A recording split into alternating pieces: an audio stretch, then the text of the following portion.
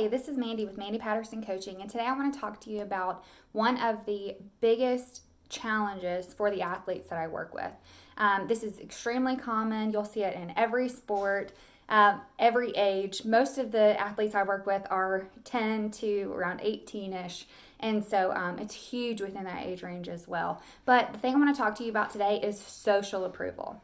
So you've got these teams, they're filled with so many different personalities, and you've got your child who is maybe more perfectionist or maybe harder on themselves than they need to be. They're already struggling with confidence and knowing what to do and trusting their coaches and showing up on game day prepared and ready and in the zone and just ready to go. And then they've got all of this feedback that they're trying to understand what to do with. They've got these people on their team who are cheering them on, and then some of them say things that seem just hurtful and like they don't care about them. And then you've got someone on the other team who's jeering and chanting and doing everything they can to knock your athlete down so they can be distracted on game day. But what keeps them from internalizing that? What keeps them from letting that affect their game? What do you do with your athlete who has the hardest time letting go of other people's opinions and other people's comments? What do you do? Well, today I want to share with you the top 3 tips that I give to parents and athletes to help them through these social approval issues and caring about what other people think to the point where it affects their confidence and it affects their ability to show up and focus on game day. So the first thing I want to talk to you about is doing a reality check. The biggest problem for athletes, younger athletes especially, is they mind read. They have internal things going on. They have confidence issues. They're not sure about their game. They're still learning. They're still developing.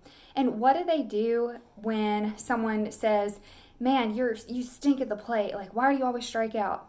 And they already feel like they're a terrible hitter. What if that's not a strength of their game and someone tells them, hey man, what are you doing? Why'd you strike out? Right? That is something that they're going to take and internalize and think, oh my gosh, I'm a terrible hitter, right? The biggest thing about mind reading is the athlete hears something, a comment that someone else said, and they interpret it a certain way. So when someone says, man, why'd you strike out? Okay, that teammate might just be curious about their game. They might be just really wanting to win, right? There's just so many things that go with that. But what the athlete's going to hear is, man, you're terrible. You don't belong on this team. We don't want you here, right? They take it to the worst case scenario. What about a cheerleader who goes to practice and she thinks, oh my gosh, like I do not fit in with that group of tumblers because they're so much more advanced than I am. So what they're going to hear is if they walk up to someone on the team who might have more tumbling than they do or a more advanced level, maybe that person says, hey, what are you doing? And they might be talking about something as simple as, hey, we were using this mat. You can't use it right now. But your athlete's going to hear, you don't belong with us. You're not as good as us. You can't hang out with us. Okay? Young athletes mind read. They take something someone else says and they interpret it and twist it around to reflect how they feel on the inside.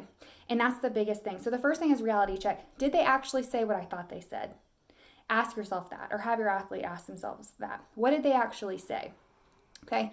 The second thing that you want to go and consider is, what is it about that person that made them say what they did? So with the reality check piece, you're trying to gauge, did they really say that, or is that something that I'm just putting on them to say, right? The second piece is, okay, if they actually did say what I think they said and what I think they meant, what is it about that person that would make them say that? Is that person maybe insecure in their game, so they're trying to tear me down? What has that person got going outside of their sport maybe that is being reflected negatively at their sport?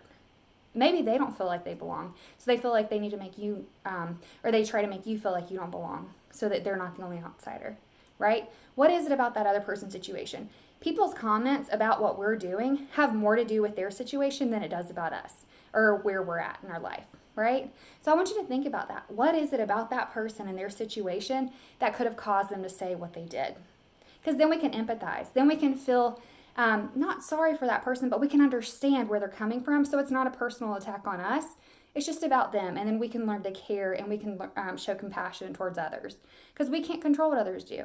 At the end of the day, we have no control over what anybody does but ourselves. So I want you to consider that. The last tip that I'm going to give you is know who you are. Social approval, athletes who need that feedback from other external sources to feel good about themselves are really struggling with their self-esteem and their confidence and knowing who they are and liking who they are. So what is it about you that makes you great? What should you be confident about? What hard thing have you done recently? What successes have you had? It doesn't have to be winning a medal or achieving something grand and huge. What is it about your everyday life that shows that you're a person that is so capable and so deserves to be so confident, and you're so strong and caring and loving and all of these amazing things? What is it? So figure out who you are. Why do you care about what other people think so much? What are you looking for? What are you needing from them? And try to find that in yourself. Ask the people who love and know and care about you, what is it that makes me special? What is it that I should be confident about? Because they can really help you see who you are. And as you grow and accept yourself and start to see who you are and appreciate who you are as a person, the things other people say aren't going to matter, because our value is in how we feel about ourselves, right? Because that's all we can control at the end of the day, is how we feel about ourselves and what we do, right? We can't control anybody else.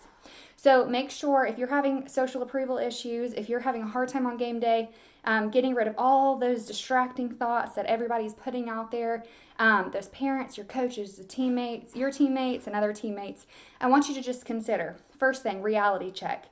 Did they actually say what I thought they did? What could they have meant by what they said, right? Second thing, what is it about their situation that would make them say what they did? Turn it around. What is it about them? Okay. The third thing is know who you are. You are special. You deserve to be confident. And I want you to draw attention to that. I hope this helped you today. I would love to talk to you. So your next action step is to please reach out to me. Comment on the video. Send me a DM at Mandy Patterson Coaching. Check out my website, mgpcoach.com. However you want to get to me, please get to me. But I want to talk to you. I want to know what's going on with your situation. I want to hear about the social approval things that you've experienced. And I'd love to help you discover how you can take your mental game to the next level and really achieve those amazing results that you desire for your life. Thanks so much, and I'll talk to you soon.